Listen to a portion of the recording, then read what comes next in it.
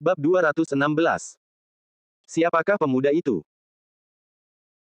Seorang alam kondensasi roh tingkat kedua benar-benar harus merepotkan saudara senior Mo untuk menjemputnya secara pribadi dari dunia sekuler. Iya. Alam kondensasi roh tingkat kedua, bahkan menjadi murid sekte luar sudah cukup baginya untuk tersedak. Kakak magang senior Mo benar-benar pergi untuk menyambutnya secara pribadi. Kemungkinan besar, itu karena ikatan dari atasan, kan? Hehe, tentu saja. Tapi dengan kekuatan sekecil ini, dia mungkin akan segera tersingkir, kan? Anak-anak bangsawan dari dunia sekuler ini mungkin tidak tahu kekejaman di sekte dan bahkan percaya bahwa tempat ini seperti orang-orang berbakat biasa-biasa saja di dunia sekuler. Namun, kedua wanita itu benar-benar seperti peri surgawi. Jika aku bisa mendekati mereka, memintaku untuk mati pun aku juga akan bersedia. Hanya saja, aku bertanya-tanya apakah mereka akan memasuki balai pengobatan atau balai bela diri. Ya, sungguh cantik sekali. Tadi, aku menatapnya sampai tidak bisa mengalihkan pandanganku. Tapi kecantikan yang begitu memikat, tidak akan menjadi giliran kita apapun yang terjadi. Sebaiknya kau tidak terlalu banyak berpikir. Ketika dua murid yang bertugas melihat keadaan Ye Yuan, mentalitas meremehkan pun lahir secara alami. Di Akademi Danwu, alam kondensasi roh tingkat kedua sudah merupakan eksistensi yang sangat kuat. Namun di sekte, bahkan tidak layak untuk membawakan sepatu bagi orang lain. Mereka secara alami merasa bahwa Ye Yuan hanya masuk melalui beberapa hubungan tingkat atas sekte. Ye Yuan dan rekan-rekannya berjalan sekitar 2 jam di sepanjang jalan pegunungan sebelum akhirnya melihat kompleks arsitektur yang padat. Selain Ye Yuan, sisanya dipenuhi rasa ingin tahu terhadap kehidupan sekte dan tidak dapat menahan diri untuk tidak melihat sekeliling. Tepat pada saat ini, seorang pemuda yang tampak seperti murid berjalan mendekat dan memberi hormat pada Mo Yuntian, sambil berkata, "Kakak murid senior Mo. Zhang Jing, hebat sekali. Orang-orang ini adalah kakak dan adik magang junior dari Akademi Danwu negara bagian Qin. Kemarilah dan saling mengenal," kata Mo Yuntian. Mo Yuntian memperkenalkan kedua belah pihak. Ye Yuan dan yang lainnya juga menyapa Zhang Jing. Zhang Jing ini memiliki kekuatan alam kondensasi roh tingkat ke-9. Peringkatnya di antara murid inti bahkan cukup dekat dengan yang terdepan. Ketika Zhang Jing mendengar perkenalan Mo Yuntian, dia berkata dengan heran, adik magang muda Nanfeng sudah menjadi alchemy master tingkat tinggi di usia yang begitu muda. Bahkan di antara murid inti Pil Hall, kekuatanmu agak tidak biasa. Mengapa kamu baru masuk sekte hari ini? Dia secara langsung mengabaikan Long Tang dan Ye Yuan. Bukan karena dia terpikat oleh kecantikan Nanfeng Ruoqing, tetapi karena alam Long Tang dan Ye Yuan terlalu rendah. Dengan kekuatan yang begitu kecil, mereka pada dasarnya adalah eksistensi tingkat paling bawah di sekte tersebut. Dan kekuatan Ye Yuan kemungkinan besar berada di level paling bawah di antara murid-murid sekte luar. Oleh karena itu, saat melihatnya, Mo Yuntian secara alami pergi untuk menjemput sendiri adik magang junior yang cantik ini. Pengikut sekte tidak terlalu peduli dengan masalah dunia sekuler. Mengenai masalah Ye Yuan dan Long Tang yang membersihkan jalan 9 surga, hampir tidak ada orang yang tahu di sekte tersebut. Zhang Jing jelas juga tidak tahu. Yang Hao hanya tahu karena Yao Qian berperan sebagai utusan kali ini. Dia menabrak tembok batu di dunia sekuler. Setelah kembali, dia tentu tidak akan menyebarkannya kemana-mana. Nanfeng Ruoqing tersenyum dan berkata, karena masih ada beberapa hal yang harus diselesaikan di dunia sekuler, itulah sebabnya saya menundanya untuk beberapa waktu. Jadi begitulah. Tapi, kakak magang junior tidak perlu khawatir. Dengan kekuatanmu, kau akan segera dapat berdiri teguh di Balai Pil.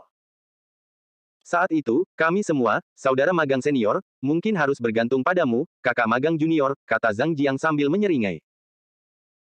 Faktanya, di dalam sekte awan tenang, jumlah orang di Aula Pil jauh lebih sedikit dibandingkan dengan Aula Bela Diri, tetapi kedudukan mereka menggantikan Aula Bela Diri. Semua orang bisa menjadi seniman bela diri, namun tidak semua orang bisa menjadi alkemis. Terutama di sekte awan tenang yang didirikan dengan pil obat, kedudukan alkemis bahkan lebih tinggi. Alasannya tidak lain adalah karena seniman bela diri tidak bisa lepas dari pil obat. Balai bela diri tentu saja tidak bisa lepas dari balai pil. Bahkan kepala balai bela diri saat ini, Xiao Jian, juga tidak berani mengatakan bahwa dia tidak bergantung pada balai pil. Oleh karena itu, Zhang Jing berteman dengan Nanfeng Ruoqing di sini bukan hanya karena dia cantik, tetapi karena dia adalah master alkimia tingkat tinggi dengan potensi besar. Dengan usia Nanfeng Ruoqing, untuk dapat berkultivasi ke alam seperti itu di dunia sekuler, prestasinya di masa depan pasti akan luar biasa. Membangun hubungan baik dengannya sekarang jelas bukan hal yang buruk. Akan tetapi, saat Zhang Jing sedang menyanjung Nanfeng Ruoqing, tatapan Nanfeng Ruoqing entah sengaja atau tidak sengaja akan tertuju ke arah Ye Yuan. Kalau saja Yao Qian tidak menyinggung Ye Yuan, dia mungkin akan menyapu bersih para jenius itu jika dia pergi ke balai pil, kan? Kakak senior terlalu baik, Ruoqing tidak pantas menerimanya. Nanfeng Ruoqing tersenyum tipis dan menunjukkan kerendahan hati dengan cara yang sempurna. Mo Yuntian melihat Zhang Jing membuat kesalahan dalam pengambilan keputusan namun tidak mengungkapkannya. Kekuatan harus dibuktikan sendiri. Narasi lisan orang lain mungkin tidak meyakinkan. Dengan kekuatan bakat Ye Yuan, tentu saja dia tidak akan jatuh dan mati di antara orang banyak. Di masa depan, Zhang Jing akan melihatnya sendiri. Zhang Jing, aku masih harus melapor kepada guru. Kalau begitu, kamu aturlah tempat untuk para junior apprentice brothers dan sisters atas namaku, kata Mo Yuntian. Baiklah. Silakan saja kakak senior, aku akan menyelesaikannya. Tempatkan suster muda Nanfeng di barak pil, Long Tang di barak manusia. Sedangkan untuk saudara muda Ye. Berbicara sampai di sini, Mo Yuntian terdiam sejenak, tampak sedang mempertimbangkan bagaimana menempatkan Ye Yuan. Jangan khawatir, kakak senior, aku akan membantu kakak muda Ye untuk menyiapkan tempat yang bagus di sekte luar. Zhang Jing melanjutkan. Dari sudut pandang Zhang Jing, usia Ye Yuan terlalu muda. Alam kultivasi ini pasti ditumpuk menggunakan pil obat, dan kekuatannya pasti sangat mengerikan. Tidak mungkin baginya untuk menjadi murid inti. Oleh karena itu, cara Zhang Jing melihat Ye Yuan kurang lebih sama dengan cara para murid yang bertugas di gerbang. Dia mengira Mo Yuntian sedang mempertimbangkan bagaimana cara menjaga wajah Ye Yuan agar tidak membuatnya terlihat terlalu buruk. Tanpa diduga, Mo Yuntian melambaikan tangannya dan berkata, kamu salah. Junior Apprentice Brother Ye adalah murid inti. Bagaimana dia bisa ditempatkan di sekte luar? Bagaimana dengan ini, Junior Apprentice Brother Ye harus bertahan sedikit dan ditempatkan di barak bumi untuk sementara waktu. Zhang Jing terpaku di tempatnya ketika mendengar itu dan tidak bereaksi untuk waktu yang lama. Bertahanlah sedikit. Barak bumi. Murid senior Brother Mo tidak sedang demam, kan? Menempatkan seorang pemula alam kondensasi roh tingkat kedua di barak bumi malah membuatnya menderita. Kediaman murid inti Sekte Awan Tenang dipisahkan menjadi 3 tingkat, barak surga, barak bumi, dan barak manusia. Pergerakan di tempat tinggal barak manusia merupakan yang paling besar karena di antara mereka sering kali terdapat orang-orang yang tersingkir ke sekte luar. Barak bumi relatif stabil. Kekuatan orang-orang ini berada di sekitar tengah di antara murid inti. Zhang Jing tinggal di barak bumi. Barak surga adalah kamp persiapan untuk murid elit. Setiap siswa di sini memiliki kualifikasi untuk menjadi murid elit. Tentu saja, itu hanya kualifikasi. Menjadi murid elit terlalu sulit. Bahkan jika ada murid elit yang tersingkir dan menjadi murid inti, mereka dapat menyerang balik dengan sangat cepat. Ini adalah celah antara murid elit dan murid inti. Dan di dalam barak surga, selain beberapa makhluk mengerikan yang berada di puncak alam kondensasi roh tingkat ke-9, hampir semuanya merupakan makhluk setengah langkah dari alam formasi kristal. Ye Yuan ini baru berada di alam kondensasi roh tingkat kedua dan akan tinggal di kamp yang sama dengannya. Kau pasti bercanda. Adik Ye, kau tidak punya keluhan apapun saat aku menempatkanmu di sana, kan? Tanya Mo Yuntian. Semua sesuai dengan pengaturan kakak magang senior Mo, kata Ye Yuan. Kalau begitu, aku akan bergerak dulu. Selamat tinggal, kakak magang senior. Mo Yuntian pergi dengan santai, meninggalkan Zhang Jing yang berada dalam kebingungan total. Kakak Zhang, bukankah kita harus pergi? Ye Yuan mengingatkan ketika dia melihat Zhang Jing masih linglung. Baru sekarang Zhang Jing terkejut seperti terbangun dari mimpi, dia mengangguk berulang kali dan berkata, oh, oke, aku akan membawa kalian semua untuk mengambil token identitas terlebih dahulu. Zhang Jing melirik sekilas ke wajah beberapa orang dan tak dapat menahan rasa sedihnya. Mungkinkah orang-orang ini tidak tahu perbedaan antara barak manusia dan barak bumi? Atau, mengapa tidak ada reaksi sama sekali? Mengabaikan Long Tang, bahkan keponakan Nanfeng Ruoqing sudah berada di alam kondensasi roh tingkat kelima. Ye Yuan ditugaskan ke perkemahan bumi oleh kakak magang senior Mo, apakah mereka sama sekali tidak memikirkannya? Memikirkan hal itu, Zhang Jing hanya bisa menyalahkan ketidaktahuan mereka atas reaksi tidak normal ini. Dia bahkan bertanya-tanya apakah Ye Yuan telah dengan sengaja menyinggung kakak magang senior Mo, itulah sebabnya kakak magang senior Mo menggunakan cara semacam ini untuk menipunya. Tak peduli apa, karena kakak magang senior Mo sudah berkata demikian, dia harus melakukannya. Zhang Jing membawa semua orang untuk mengambil token mereka masing-masing sebelum mengirim Nanfeng Ruoqing ke barak manusia terlebih dahulu. Kalian simpan token identitas dengan baik. Token identitas tidak hanya menunjukkan identitas kalian, tetapi juga merupakan barang yang sangat diperlukan saat melakukan sesuatu di sekte. Token identitas tidak hanya berisi informasi terperinci tentang kalian, tetapi juga poin kontribusi sekte milik kalian. Di sekte awan tenang, kekayaan dunia sekuler sama sekali tidak berguna. Semua tindakan kalian terkait erat dengan poin kontribusi. Tempat kultivasi, pil obat, tanaman obat, teknik kultivasi, senjata, dan sebagainya, semuanya memerlukan poin kontribusi untuk dipertukarkan. Dengan kata lain, tanpa poin, kalian akan kesulitan untuk maju sedikit pun. Zhang Jing menjelaskan. Ye Yuan memasukkan indera keilahiannya ke dalam token identitas, dan seperti dugaan, dia melihat data dan poin pribadinya. Hah? Ada 100 poin di tokenku. Mungkinkah ini poin aslinya? Tanya Ye Yuan.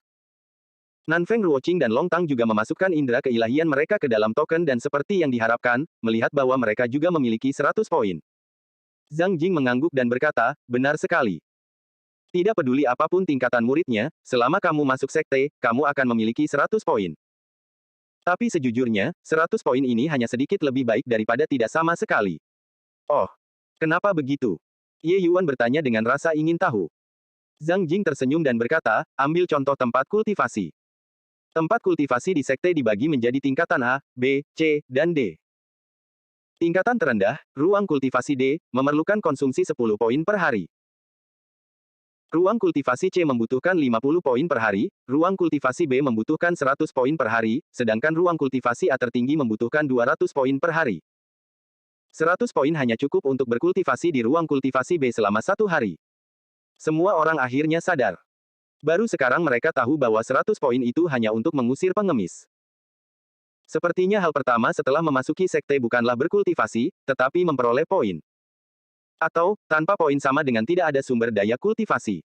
Tidak ada sumber daya kultivasi berarti tertinggal dari yang lain. Tertinggal dari yang lain berarti tersingkir. Ini adalah lingkaran setan. Bolehkah aku bertanya pada kakak senior Zhang, bagaimana caranya kita mendapatkan poin? Long Tang yang tetap diam sepanjang waktu mengajukan pertanyaan. Setelah kalian semua tenang, kalian bisa pergi ke Support Star Pavilion untuk melihat-lihat. Di sana ada daftar terperinci tentang cara memperoleh poin. Sekali lihat saja dan kalian akan tahu. Singkatnya, jika kalian ingin memperoleh poin, maka kalian harus memberikan kontribusi tertentu kepada sekte dan menggunakan kontribusi kalian untuk ditukar dengan poin. Bagi kami, para pengikut Martial Hall, cara sebagian besar orang memperoleh poin adalah dengan menerima misi sekte. Setelah menyelesaikan misi, akan ada hadiah poin tertentu. Zhang Jing tidak merasa terganggu tetapi menjelaskan dengan sabar. Nanfeng Ruoqing bertanya sambil tersenyum, aku ingin tahu berapa banyak poin yang dimiliki kakak magang senior Zhang. Zhang Jing tersenyum tipis sambil berkata, poinku tidak begitu berarti di antara murid inti, hanya sekitar 10.000 poin saja. Meskipun Zhang Jing mengatakannya dengan sangat rendah hati, siapapun dapat merasakan kebanggaan itu. Meskipun Ye Yuan tidak tahu apakah 10.000 poin itu banyak atau tidak, dia tahu dari nada bicara Zhang Jing bahwa ini sudah merupakan angka yang cukup besar. Poin adalah barang habis pakai yang dimaksudkan untuk dibelanjakan. Zhang Jing mampu menyimpan begitu banyak poin, sudah jelas bahwa dia sangat hebat. Ye Yuan tiba-tiba teringat sesuatu dan bertanya pada Zhang Jing. Kakak Zhang, aku ingin tahu berapa banyak poin yang dibutuhkan untuk menukar mantra jiwa pusat ungu. Zhang Jing tertegun, tetapi dia tetap menjawab. Mantra jiwa pusat ungu dan seni pedang yang ungu Azure Deeper, kedua set keterampilan kultivasi ini adalah harta karun tertinggi dari sekte ini. Poin yang dibutuhkan sangat mengerikan. Mantra jiwa pusat ungu dibagi menjadi volume atas dan bawah. Secara total, dibutuhkan 2 juta poin. Semua orang menarik napas dalam-dalam. Meskipun mereka tidak memiliki banyak gambaran umum tentang poin saat ini, mereka juga tahu bahwa 2 juta poin ini adalah angka yang mengerikan. Mata Ye Yuan menyipit dan bertanya lagi, apakah itu berarti volume bawah mantra jiwa pusat ungu membutuhkan 1 juta poin? Zhang Jing menggelengkan kepalanya dan berkata, bukan 1 juta, tapi 1,4 juta. Bagian kedua dari mantra jiwa pusat ungu sangat mendalam, oleh karena itu, poin yang harus ditukarkan dengannya bahkan lebih banyak. Ye Yuan akhirnya mengerti mengapa Jiang Yunhe tinggal di tempat seperti negara Qin selama lebih dari 1 dekade. Terima kasih banyak kepada saudara magang senior Zhang karena telah menjawab keraguanku. Tidak perlu bersikap sopan. Meskipun dia tidak menunjukkan apapun di permukaan, Zhang Jing masih bersikap kritis terhadap pertanyaan Ye Yuan. Pemuda ini telah mencapai jauh di luar jangkauannya. Baru di alam kondensasi roh tingkat kedua dan dia sudah berpikir untuk menukarkan setengah bagian bawah mantra jiwa pusat ungu. Orang harus tahu bahwa itu karena ada banyak alkemis agung di sekte yang tidak dapat memperoleh poin, itulah sebabnya mereka tetap terjebak di alam itu. Terlebih lagi, sebagai murid balai bela diri, bukankah seharusnya dia menukarkan seni pedang Azure di Purple Yang? Mungkinkah Ye Yuan ini bahkan berpikir untuk menjadi seorang alkemis? Kasus khas orang yang mengabaikan pekerjaan sebenarnya. Dia jelas tidak tahu bahwa Ye Yuan telah lama memadukan ilmu pedang Azure di Purple Yang ke dalam niat pedangnya sendiri. Dalam sekejap, mereka tiba di barak pil. Zhang Jing membawa Nanfeng Ruoqing dan Nanfeng Zirou untuk menyelesaikan masalah terkait, dan kelompok itu bangkit dan pergi. Kemudian, mereka mengirim Long Tang ke barak manusia. Zhang Jing, Ye Yuan, dan Lu Er, ketiganya akhirnya sampai di barak bumi. Namun begitu mereka memasuki barak bumi, banyak mata penasaran mulai mengamati Ye Yuan. Saudara muda Ye, kamar di tenggara itu akan menjadi tempat tinggalmu di masa depan. Barak bumi selalu lebih tegang. Lokasi rumah itu tidak bagus, tetapi kau harus puas dengan itu terlebih dahulu. Zhang Jing menunjuk ke sebuah halaman di arah tenggara dan berkata, "Jangan khawatir. Selama ini, kamu mengalami masa-masa sulit, kakak senior Zhang." "Terima kasih banyak," kata Ye Yuan. Meskipun Ye Yuan tahu bahwa Zhang Jing ini agak meremehkannya, dia tidak akan mempermasalahkan penampilan orang lain. Bagaimanapun, dia bekerja keras sepanjang waktu, mengucapkan terima kasih masih diperlukan. Mengucapkan selamat tinggal kepada Zhang Jing, Ye Yuan membawa Lu Er dan hendak memasuki rumah ketika beberapa orang menghalangi jalan. "Kudengar barak bumi kita punya pendatang baru. Sepertinya itu kamu." Yang berbicara adalah seorang pemuda berusia 18 atau 19 tahun, puncak alam penggabungan roh tingkat ke-6. Ini sudah merupakan eksistensi yang sangat mengerikan di negara Qin. Namun, Ye Yuan memperkirakan kekuatannya kemungkinan berada di titik terendah di barak bumi ini. Minggir. Pihak lain jelas tidak mendekat dengan niat baik, jadi dia jelas tidak perlu bersikap sopan juga. Hahaha. Dia menyuruhku minggir. Bocah yang bahkan lebih rendah dari murid sekte luar benar-benar menyuruhku minggir. Hahaha. Beberapa orang tertawa terbahak-bahak karena mereka jelas merasa lelucon Ye Yuan sungguh lucu. "Hahaha, mungkinkah tidak ada yang memberitahumu bahwa hal pertama yang harus dilakukan saat memasuki barak bumi adalah memberi hormat kepada kakak Cheng, murid senior kita? Mau masuk? Beri hormat kepada kakak Cheng, murid senior kita terlebih dahulu sebelum berbicara," kata seseorang di sampingnya. Saudara magang senior Cheng ini disebut Cheng Yu, seorang tiran lokal di barak bumi. Tentu saja, sikap sombongnya hanya ditujukan kepada murid-murid yang lebih lemah darinya, atau murid-murid yang baru saja memasuki barak bumi. Bagi murid seperti Zhang Jing, dia jelas akan menjaga jarak dengan hormat. Cheng Yu menatap Ye Yuan dengan tenang dan berkata dengan nada mengejek, "Ingin menyuruhku minggir?" "Tentu. Itu tergantung pada apakah kamu memiliki kemampuan untuk menyuruhku minggir atau tidak. Jika kamu tidak memiliki kemampuan, maka kamu akan tinggal di rumah di sana. Di sanalah kamu seharusnya tinggal." Ye Yuan mengikuti arah yang ditunjuknya dan melihat ke sana, tetapi itu adalah sebuah gubuk. Tanpa diduga, itu seharusnya tempat untuk kayu bakar dan semacamnya. Zhang Jing belum berjalan jauh dan tentu saja melihat pemandangan ini. Namun, dia tidak berencana untuk pergi membantu Ye Yuan. Dia juga benar-benar ingin melihat di area mana dia melampaui orang lain, untuk benar-benar membuat senior apprentice Brothermo mengirimnya langsung ke barak bumi. Jika keadaan benar-benar menjadi tidak terkendali, dia secara alami akan maju untuk membantu Ye Yuan menyapu lalat-lalat ini. Namun, jika Ye Yuan benar-benar pecundang, maka apakah dia akan maju atau tidak adalah masalah lain. Itu berarti bahwa senior apprentice Brothermo hanya mempermainkan Ye Yuan. Ye Yuan menggelengkan kepalanya dan mendesah pelan. Dia berkata dengan wajah tak berdaya, "Apakah tidak ada jalan ketiga yang bisa kupilih?" Cheng Yu tertawa terbahak-bahak dan berkata, "Ya.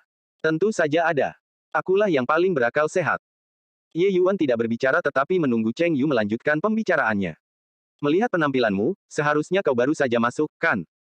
Asal kau menyerahkan 100 poin, kau bisa menginap di sini malam ini selama 1 malam. Bagaimana? Harga ini masih sangat wajar, ya. Tidak hanya hari ini. Kedepannya juga akan seperti ini. Setiap 100 poin, 1 malam. Kalau kau tidak menyerahkannya, juga tidak masalah. Tetaplah di gubuk." Cheng Yu memiliki wajah yang tulus dan tampak seperti seorang dermawan. Sejujurnya, para siswa yang baru saja memasuki barak bumi dan diganggu oleh sekelompok orang ini adalah kejadian yang berulang. Mengandalkan pemerasan terhadap pendatang baru, poin Cheng Yu dan gengnya selalu lumayan. Kehidupan mereka di barak bumi cukup menyenangkan. Tentu saja, hanya orang-orang seperti dia yang merupakan kasus klasik yang tidak memiliki keinginan untuk maju dan tidak mempunyai banyak ruang untuk perbaikan yang akan melakukan hal-hal semacam ini. Karena Cheng Yu tidak bisa maju dan tidak bisa bergerak turun maka ia memilih cara seperti itu. Dalam hal ini, manajemen sekte tidak jauh berbeda dengan akademi dan Wu. Selama seseorang tidak melanggar aturan sekte dan tidak menyebabkan kematian, tidak ada yang akan mempermasalahkan Anda bersikap sedikit tirani. Dunia seniman bela diri selalu berbicara dengan kekuatan. Ye Yuan tidak marah. Sebaliknya, kata-kata Cheng Yu membuat matanya berbinar saat dia bertanya dengan rasa ingin tahu, poin dapat ditransfer secara pribadi. Tentu saja. Selama kau bersedia, kau dapat menggunakan kekuatan jiwa untuk mentransfer poin dalam token identitasmu ke token milikku. Tindakan seperti itu hanya satu arah dan harus dilakukan atas kemauanmu sendiri. Bagaimana? Mari kita mulai. Cheng Yu tidak berpikir terlalu banyak dan langsung menjelaskan. Ye Yuan mengangguk dan berkata, baiklah, mari kita mulai. Cheng Yu menyeringai dan mengeluarkan token identitasnya sendiri. Ia berkata sambil tersenyum, seorang pria yang dapat mengenali situasi saat ini adalah pria yang hebat. Aku sangat mengagumimu, nak. Karena kau begitu terus terang, aku akan memberimu diskon 20% di masa mendatang. Satu malam, 80 poin. Cheng Yu awalnya mengira ia akan sedikit tenaga, tetapi siapa sangka ternyata si berandal ini adalah seorang pecundang yang langsung menyerah. Namun, jika dipikir-pikir, alam kondensasi roh tingkat kedua yang setara dengannya, satu pertarungan sudah cukup baginya untuk berbaring di tempat tidur selama setengah bulan. Tentu saja itu tidak lebih berharga daripada hanya memberikan poin secara langsung. Melindungi kepentingan diri sendiri dan menjauhi bahaya adalah tindakan orang bijak. Namun, Ye Yuan tidak mengeluarkan kartu identitasnya. Sebaliknya, dia berkata sambil menyeringai, kakak senior Cheng, benar. Saya pikir Anda salah. Maksud saya adalah Anda mentransfer poin kepada saya. Yah, saya orang yang sangat adil. Satu malam, 200 poin sudah cukup. Wajah Cheng Yu berubah. Dia baru tahu sekarang bahwa dia sedang ditipu oleh Ye Yuan. Dia berkata dengan dingin, berani sekali kau, bocah. Berani sekali mempermalukanku, Cheng Yu. Pang, kaulah yang mencari kematian. Jangan salahkan senior apprentice Brother Cheng karena tidak memberimu kesempatan. Ternyata itu tulang yang keras. Benar-benar salah menilai. Kakak Cheng, aku akan memberi pelajaran yang bagus padamu. Berani sekali menipu kakak Cheng, hehehe, kurasa kau bahkan tak akan bisa tinggal di gudang kayu. Beberapa orang di sampingnya juga bereaksi saat ini. Masing-masing dari mereka bergembira atas kemalangan orang lain dan bahkan menggosok-gosokkan tangan mereka, ingin mencoba. Ye Yuan tersenyum dan berkata, aku juga tidak mengatakan untuk mulai mentransfernya kepadamu. Itu hanya angan-anganmu sendiri. Mulai hari ini, kalian bisa tidur di gudang kayu dengan 100 poin per malam. Sekelompok orang menatap Ye Yuan seperti sedang menatap orang bodoh. Mungkinkah bajingan ini sudah gila? Tetapi pada titik ini, semua orang juga dapat mengetahui bahwa masalah hari ini tidak akan berakhir baik. Terutama Zhang Jing. Awalnya dia juga mengira Ye Yuan adalah pecundang, meletakkan senjatanya dan langsung menyerah. Namun dia tidak menyangka masalah ini akan berubah 180 derajat. Ye Yuan benar-benar berani meminta biaya perlindungan dari Cheng Yu. Zhang Jing tidak tahu apakah Ye Yuan benar-benar memiliki kemampuan atau dia hanya lemah pikirannya. Jika tidak, dia adalah tuan muda yang manja. Hehe, aku benar-benar tidak akan meneteskan air mata sampai kau melihat peti matinya. Karena kau ingin tidur di tempat terbuka, maka aku akan membantumu. Telapak angin guntur. Cheng Yu menyimpan tokennya dan menyerang Ye Yuan dengan telapak tangan secepat kilat. Dia cepat, tapi Ye Yuan bahkan lebih cepat darinya. Spirit Void Shattering Space tiba-tiba dilepaskan. Jari pedang Ye Yuan tiba di depan Cheng Yu dalam sekejap mata. Dia benar-benar tiba lebih dulu meskipun dia bergerak kemudian. Telapak tangan Cheng Yu tidak mengenai apapun sementara jari pedang Ye Yuan bersentuhan dengan dadanya. Melihat pemandangan ini, pupil semua orang mengecil. Ini adalah nasihat yang disengaja, tindakan yang cepat. Beberapa saat sebelumnya, Ye Yuan masih lemah seperti sehelai rumput kecil yang bergoyang tertiup angin. Saat berikutnya, seluruh tubuhnya berubah menjadi pedang tajam. Tampaknya jari pedang Ye Yuan hanya mengetuk pelan dada Cheng Yu dan tidak mengeluarkan banyak tenaga. Namun tubuh Cheng Yu langsung terpental seperti baru saja bertabrakan dengan pegas, dan baru berhenti setelah berguling di lantai sejauh lebih dari 100 kaki. Ye Yuan menatap jari pedangnya dan mulai mengerutkan kening. Dia bergumam pada dirinya sendiri, aku harus memanfaatkan waktuku dengan baik untuk berkultivasi. Jari ini bahkan gagal menghancurkan energi esensi pelindung. Semua orang secara kolektif berubah menjadi batu ketika mereka mendengar kalimat ini dari Ye Yuan. Seorang praktisi alam kondensasi roh tingkat kedua mengirim Cheng Yu, praktisi alam kondensasi roh tingkat ke-6, terbang dengan satu jari dan sebenarnya merasa tidak senang dengan hasil pertarungan seperti itu. Meskipun Cheng Yu agak brengsek, kekuatannya tidak dianggap lemah. Kalau tidak, dia juga tidak akan bisa tinggal dengan aman di barak bumi. Di barak bumi, bahkan jika seseorang ingin menjadi tiran lokal, mereka juga membutuhkan beberapa keterampilan. Para pengikut sekte yang baru saja memperoleh kualifikasi untuk tinggal di barak bumi bukanlah buah kesemak lunak yang dapat diremas oleh siapapun. Tanpa beberapa kemampuan, mereka mungkin malah akan ditampar oleh orang-orang itu. Namun Cheng Yu tidak pernah gagal menindas murid baru sebelumnya. Dia tidak akan menindas siapapun yang datang. Sebelum menindas orang, dia akan melihat kinerja orang lain terlebih dahulu. Jika pihak lain memiliki karakter yang galak, dia akan menyerah dengan tegas. Dia tidak menyangka kalau hari ini dia benar-benar akan terlempar oleh alam kondensasi roh tingkat kedua hanya dengan satu jarinya. Hei, merangkaklah jika kalian belum mati. Kalian semua, bergabunglah. Kata Ye Yuan kepada Cheng Yu yang berpura-pura mati di tanah. Cheng Yu berusaha keras merangkak dari tanah. Ia mengusap dadanya yang sedikit sakit, dan tatapannya ke arah Ye Yuan dipenuhi dengan kebencian dan amarah. Awalnya dia mengira kalau bocah alam kondensasi roh tingkat kedua itu gampang diganggu, tapi dia tidak menyangka kalau bocah itu akan gagal begitu muncul. Kali ini, dia kehilangan muka yang sangat besar. Benar-benar kemunduran besar karena kecerobohannya. Dia tidak menyangka kecepatan bajingan ini begitu cepat. Untungnya, Ye Yuan hanya berada di alam penggabungan roh tingkat kedua. Kalau tidak, pukulan tadi akan membuatnya terbaring di tempat tidur selama setengah bulan. Dari sudut pandangnya, wajar saja jika dia ceroboh sebelumnya. Dia tidak menyangka bahwa dia akan tertipu karena kecepatan Ye Yuan yang cepat. Dasar bocah bau, kaulah yang mengatakannya. Saudara-saudara, tidak perlu bersikap sopan. Beri dia salam yang pantas. Meskipun Cheng Yu merasa bahwa dirinya lah yang ceroboh tadi, dia tidak berani lalai, jadi dia langsung memanggil yang lain untuk menyerang bersama. Cheng Yu dan kelompoknya hanya beranggotakan 5 orang. Bagi Ye Yuan, mereka tidak ada bedanya dengan 1 orang. Di bawah pandangan semua orang, Ye Yuan berubah menjadi 9 orang begitu saja. Sikap 9 pedang. Suara samar terdengar. 9 garis kekuatan menghilang setelah sekejap. Setelah itu, teriakan menyayat hati terdengar di sana-sini. 5 orang tertembak pada saat yang sama. Tentu saja, yang paling menderita tetaplah Cheng Yu. Dia sendiri telah menahan 5 kali serangan beruntun. Meskipun kekuatan ini tidak dapat membunuh, dia sedang babak belur, wajahnya melotot karena kesakitan. Bisakah kau mulai sekarang, kakak senior Cheng? Ye Yuan melangkah maju 2 langkah dan bertanya dengan ringan. Cheng Yu terkejut dengan tindakan Ye Yuan. Dia cepat-cepat mundur dan berkata dengan tergesa-gesa, bisa. Aku akan memberimu 200 poin sekarang. Jangan menyerang lagi, kakak magang muda. Cheng Yu segera mengeluarkan tokennya dan menggesekkan 200 poin ke token Ye Yuan. Poin Ye Yuan langsung menjadi 300. Pada titik ini, jika dia masih mengira Ye Yuan adalah buah kesemak yang lembut, maka dia benar-benar bodoh. Bagaimana ini bisa menjadi kesemak yang lembut? Ini jelas merupakan pelat logam. Dia benar-benar menendang pelat logam hari ini. Cheng Yu saat ini menyesali perbuatannya sampai ususnya berwarna hijau. Dia baru saja mendengar bahwa pendatang baru itu hanya berada di alam penggabungan roh tingkat kedua, jadi dia membawa orang-orang untuk mengumpulkan biaya perlindungan tanpa memikirkannya. Siapakah yang tahu bahwa ia akan gagal mengumpulkan biaya perlindungan tetapi malah mengumpulkan biaya perlindungan? Betapa jahatnya hati seseorang. Mengumpulkan 200 poin tiap malam, harganya sama dengan ruang kultivasi kelas A. Dia hanya punya 2000 poin di tokennya.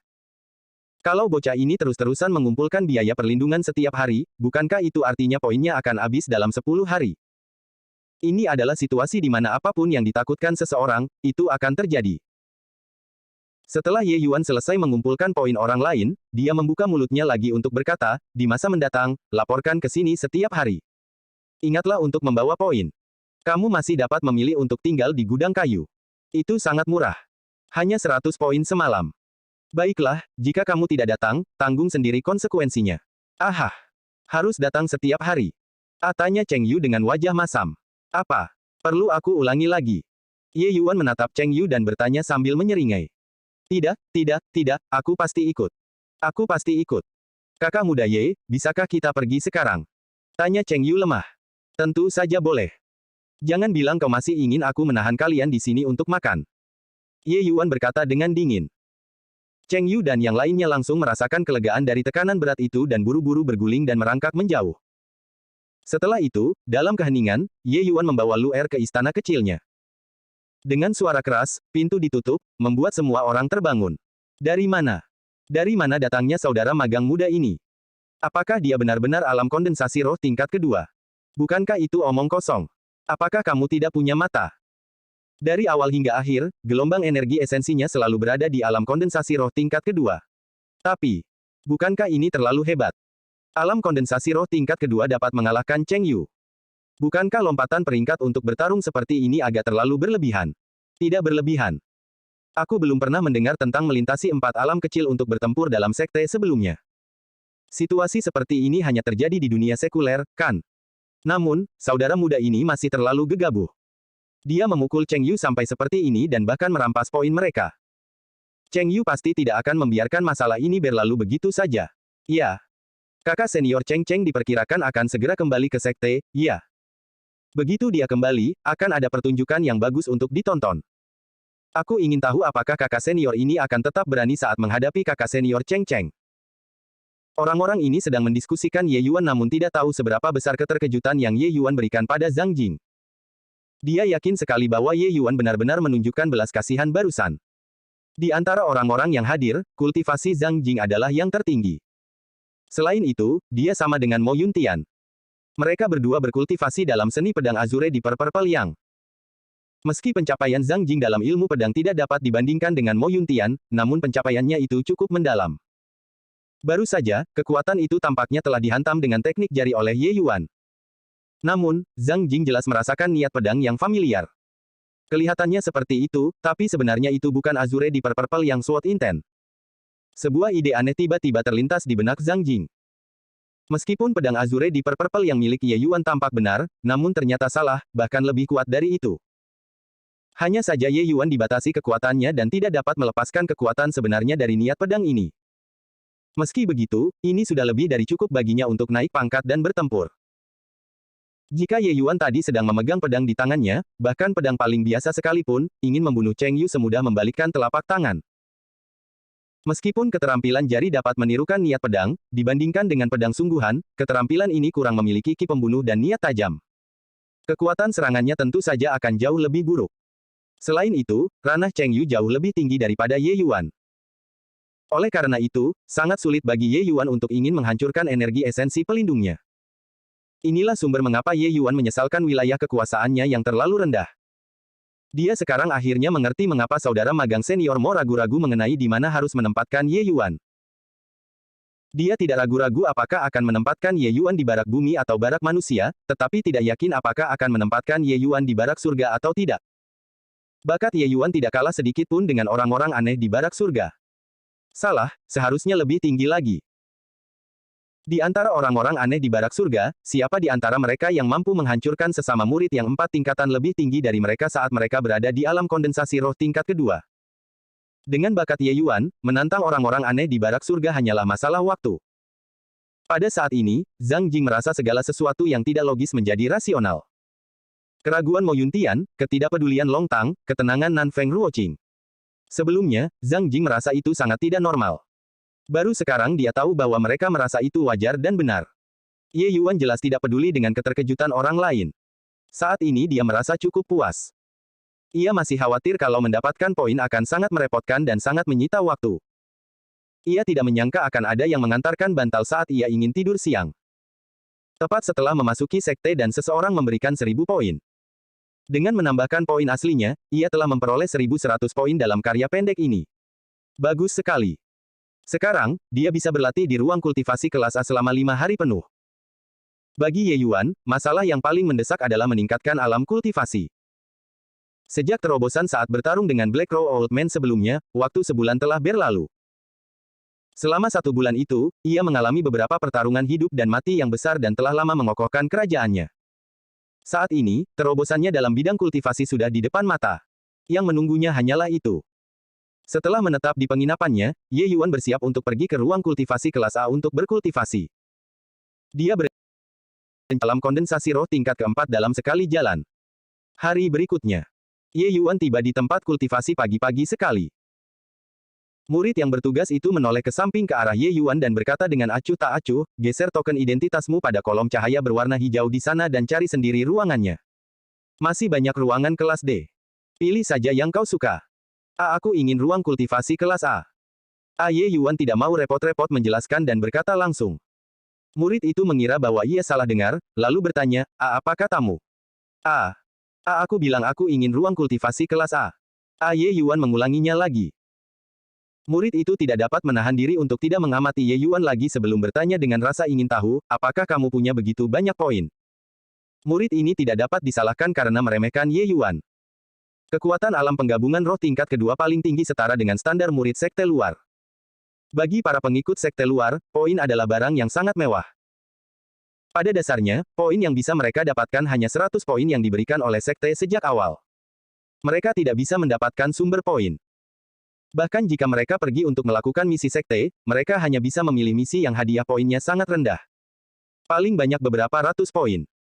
Dan bagi para pengikut sekte luar ini bukan hal yang biasa. Banyak orang yang akan kehilangan nyawa selama menjalankan misi. Bahkan jika mereka mendapatkan beberapa ratus poin setelah menyelesaikan misi, mustahil bagi mereka untuk menggunakannya di ruang kultivasi kelas A. Itu terlalu boros. Oleh karena itu, ketika murid yang bertugas ini pertama kali melihat Ye Yuan, dia bertekad bahwa dia tidak mampu menggunakan ruang kultivasi di atas kelas C. Ruang kultivasi semuanya didukung oleh formasi pengumpulan roh. Kekayaan energi esensi jauh lebih besar daripada dunia luar. Ruang kultivasi kelas D terlemah 2 kali lipat dari dunia luar. Kelas C 3 kali lipat, kelas B 6 kali lipat, sedangkan kelas A 10 kali lipat. Dari segi harga, ruang kultivasi kelas A harganya 20 kali lipat dari ruang kultivasi kelas D, tetapi efeknya hanya 10 kali lipat. Secara logika, ruang kultivasi kelas D lebih berharga. Namun bagi seniman bela diri, harganya tidak dihitung seperti ini. Yang mereka kejar adalah kecepatan. Kecepatan kultivasi 10 kali lipat dapat menghemat banyak waktu.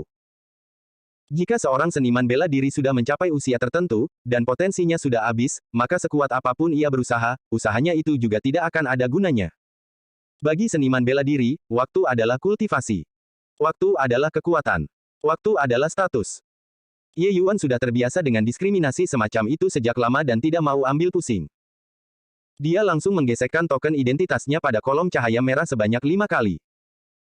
Kolom cahaya dibagi menjadi 4 warna, yaitu merah, jingga, kuning, dan hijau. Keempat warna ini masing-masing mewakili A, B, C, D, yang merupakan 4 jenis ruang budidaya. Gesekan Ye Yuan ini langsung mengurangi 1000 poin.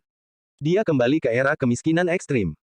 Tindakan Ye Yuan mengejutkan murid yang bertugas menggantikannya. Ini adalah pertama kalinya dia melihat murid sekte luar yang kaya raya. Saya ingin menggunakan ruang kultivasi kelas A selama 5 hari. Kakak senior, mohon aturlah. Murid yang bertugas itu tertegun sejenak sebelum akhirnya sadar dan berkata, wah, tepat sekali. Tinggal satu ruang kultivasi kelas A lagi. Ini kunci rahasia ruang kultivasi itu. Kali ini giliran Ye Yuan yang tercengang. Ia tidak menyangka ruang kultivasi kelas A begitu populer. Ternyata hanya ada satu yang tersisa.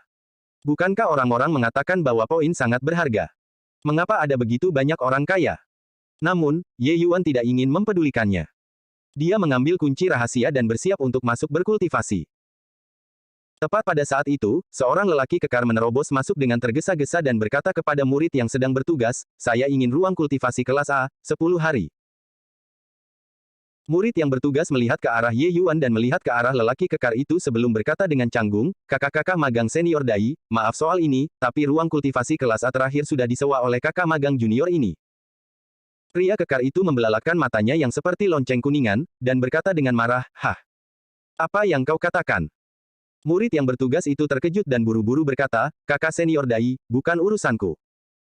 Kakak muda ini datang sedikit lebih awal darimu dan sudah mengumpulkan poinnya. Sesuai aturan. Aturan apa? Ayahmu ini yang membuat aturan. Apa-apaan dia, seorang spirit condensation realm tingkat kedua, menggunakan ruang kultivasi kelas A.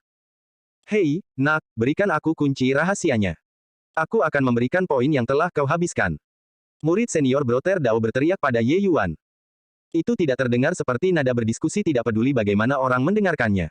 Adik junior ini pendatang baru, kan? Adik senior Dai Zichen adalah salah satu bintang yang sedang naik daun di Barak Pil. Berikan dia tempat itu. Berteman dengannya akan membawa manfaat besar bagimu di masa depan. Murid yang bertugas juga mencoba menimpali. Dai Zichen juga senang ketika mendengar itu dan berkata sambil tersenyum, haha, apa yang dia katakan benar. Nak, berikan tempat itu padaku. Di masa depan, jika kamu memiliki masalah, datanglah langsung ke Barak Pil untuk menemuiku. Aku akan melindungimu. Ye Yuan awalnya tidak mau repot-repot berurusan dengan kakak Dao, tetapi melihat dia begitu sombong, dia tersenyum dan berkata, baiklah. 2.000 poin dan aku akan menjualnya kepadamu. Apa katamu? 2.000 poin. Kenapa kau tidak pergi dan merampok saja? Dai Zichen membeku sebelum menjadi marah. Pergantian tangan ini secara langsung menggandakan poin. Bukankah ini mempermainkannya? Tidak membeli. Kalau kamu tidak membeli, aku akan masuk untuk berkultivasi. Setelah selesai, Ye Yuan langsung berbalik dan bersiap menuju ruang kultivasi. Berhenti. Aku suruh kau berhenti. Ye Yuan mengabaikannya dan terus berjalan ke sana. Dai Zichen sangat marah. Dengan cepat, dia meraih Ye Yuan. Hehe, bocah ini masih belum tahu kehebatan kakak murid senior Dai, kan? Kakak murid senior Dai tidak hanya hebat dalam alkimia, tetapi dia juga sangat kuat dalam jalur bela diri. Salah satu dari sedikit ahli alkimia dan bela diri di sekte ini. Seorang alam penggabungan roh tingkat kedua berani bersikap tidak hormat kepada kakak murid senior Dai. Bukankah ini sama saja dengan mencari kematian? Murid yang bertugas itu diam-diam senang melihat kemalangan orang lain. Sosok Dai Zichen jelas sangat kekar, tetapi gerakannya saat bergerak sangat lincah. Dalam sekejap mata, dia mencapai punggung Ye Yuan. Namun, saat itu juga, pandangan di depan Dai Zichen menjadi kabur.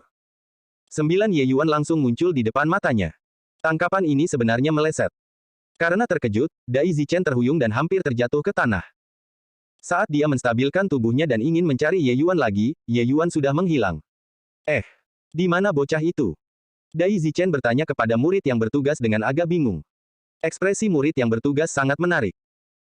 Dia sangat gembira melihat Ye Yuan mempermalukan dirinya sendiri, tetapi pada akhirnya, Dai Zichen lah yang diperankan oleh Ye Yuan. Ekspresi gembira itu langsung membeku di tempat. Dai Zichen adalah alam kondensasi roh tingkat ke-9. Dia benar-benar gagal mencapai alam kondensasi roh tingkat kedua. Bagaimana ini mungkin? Mendengar Dai Zichen mengajukan pertanyaan, murid yang bertugas tiba-tiba terbangun dan tergagap, dia sudah masuk. 4 mata bertemu dan terdiam cukup lama. Hei, apa latar belakang anak itu?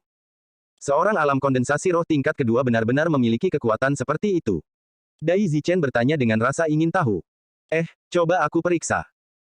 Ye Yuan menggesek token identitasnya, jadi informasinya secara alami juga terekam oleh kolom cahaya. Murid yang bertugas dapat dengan mudah menemukannya. Murid yang bertugas memasukkan kekuatan jiwanya ke dalam kolom cahaya berwarna merah dan mulai mencari informasi Ye Yuan. Ye Yuan, usia 15 tahun, alam kondensasi roh tingkat kedua, status. Murid yang bertugas membacakannya sambil mengambil informasi, tetapi berhenti di akhir. Bagaimana dengan statusnya? Katakan saja. Dai Zichen bertanya dengan cemas di sampingnya. Murid yang bertugas menatap Dai Zichen dan berkata dengan agak ragu, statusnya adalah murid Barak Bumi Balai Bela Diri. Mungkinkah token identitasnya ada kesalahan? Bagaimana mungkin seorang alam penggabungan roh tingkat kedua bisa menjadi murid Barak Bumi? Mata Dai Zichen berputar, dan dia berkata sambil terkekeh, bagaimana mungkin itu salah? Jika dia bukan murid Earth Barracks, bagaimana mungkin dia bisa menghindari cengkeramanku ini?